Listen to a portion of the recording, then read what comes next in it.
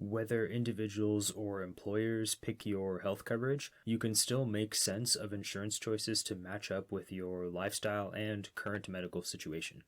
Knowing the relationships between various insurance components makes each plan type very digestible. Your well-being should be about thriving instead of surviving. It's about time to empower yourself and navigate our healthcare system with ease. My name is Rishi, and this is the show, Friendly Neighborhood Patient.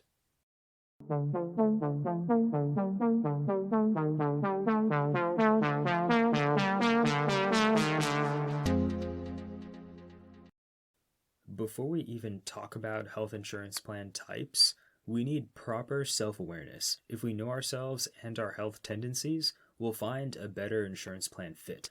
This logic applies both to individual patients picking health plans from online marketplaces and businesses purchasing health plans for their employees' best possible coverage. The major trade-offs for any health plan involve the relationships between deductibles, out-of-pocket limits, provider access, and of course, premiums. In general, the monthly premium you pay for the privilege of coverage falls if you have a high deductible and a small provider network. On the flip side, paying a ginormous premium should give you both comprehensive and vast coverage. Rather than trying to get lost in the sauce with all these complex numbers, it's better to ask yourself some targeted questions first to find the proper balance of payments with your need for care.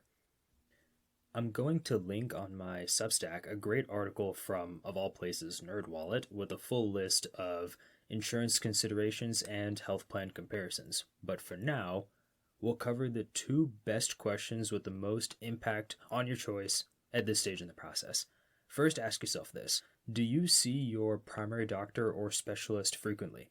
If you do, you should keep in mind whether or not your preferred doctors take your insurance, and also if you need to drop significant copays and coinsurance when actually going to the clinic. And the next thing to ask is this: are your current medications covered under insurance, and are they brand name medications? As you may imagine, brand name drugs would of course cost more than a generic, especially in the US.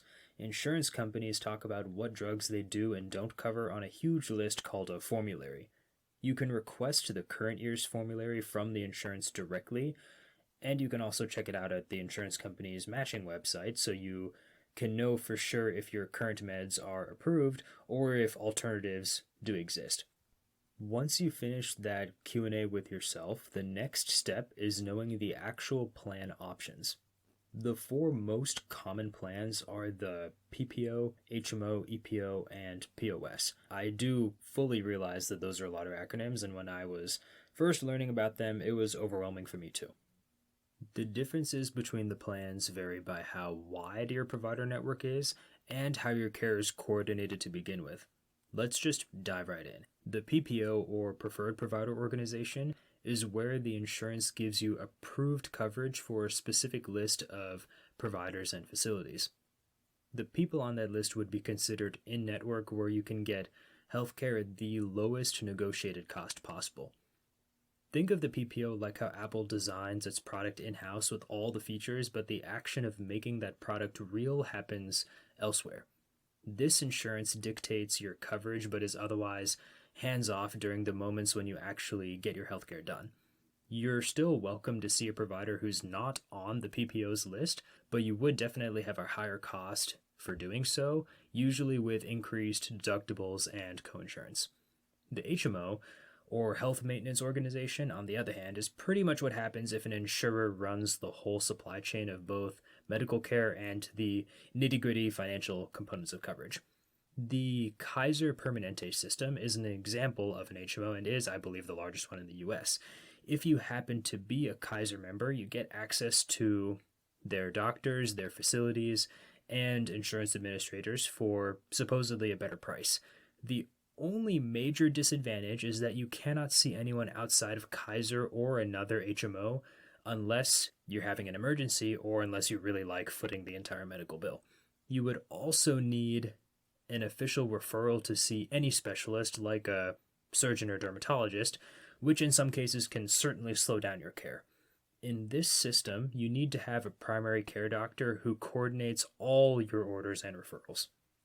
Another kind of insurance called the EPO, or exclusive provider organization, works just like a PPO, but you can't see anyone out of network without paying full price.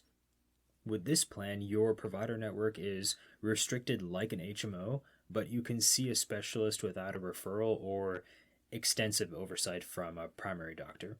If we stick with our previous example using Apple as a PPO, we know that the company Apple designs the iPhone in California, makes the phone in China, and you can use it anywhere once you buy the phone. However, if Apple were to be an EPO plan, imagine being able to use the iPhone only in your state or town and nowhere else. And as soon as you leave those boundaries, the phone just magically powers down. The final major plan, called point of service or POS, is, to keep things brief, really a hybrid of an HMO and a PPO.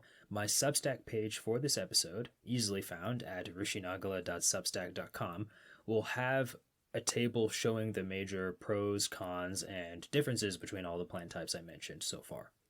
For now, though, let's just pump the brakes for a bit. How can you make apples to apples comparisons even if there are more insurance plan variations than there are probably shades of gray? Believe it or not, it's possible to line up insurance plan options just like your Amazon shopping cart. Not quite as easy, but just as comprehensive. The holy grail document you need to pull this off is the Summary of Benefits and Coverage, which I'm just going to refer to as the SBC for short. The point of the SBC is to show out-of-pocket costs, and especially common medical event scenarios, as well as covered or excluded services, all in one place for any given plan. I'll link an example of this in my Substack homepage as well.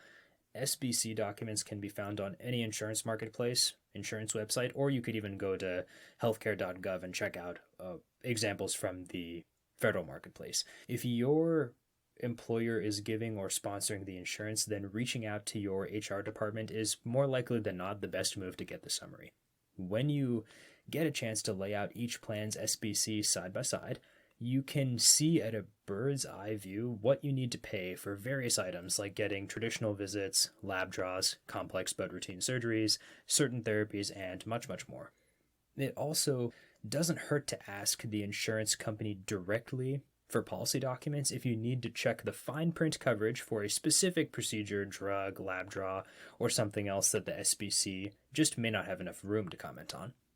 Since we've gone over the most critical items for plan considerations, plan types, and comparing those choices with an SBC, we can keep taking steps for learning how other parts of medical care in general fit with your lifestyle and situation. As we've discussed before, your insurance plays a huge role in how much power the primary doctor has over your care. However, there will come times when you need to see a specialist with expertise that an internal medicine or family medicine doctor just can't offer.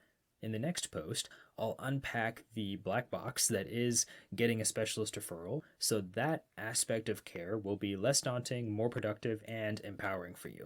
Subscribe and stay tuned to Friendly Neighborhood Patient for more practical healthcare guidance. I'll catch you in the next episode.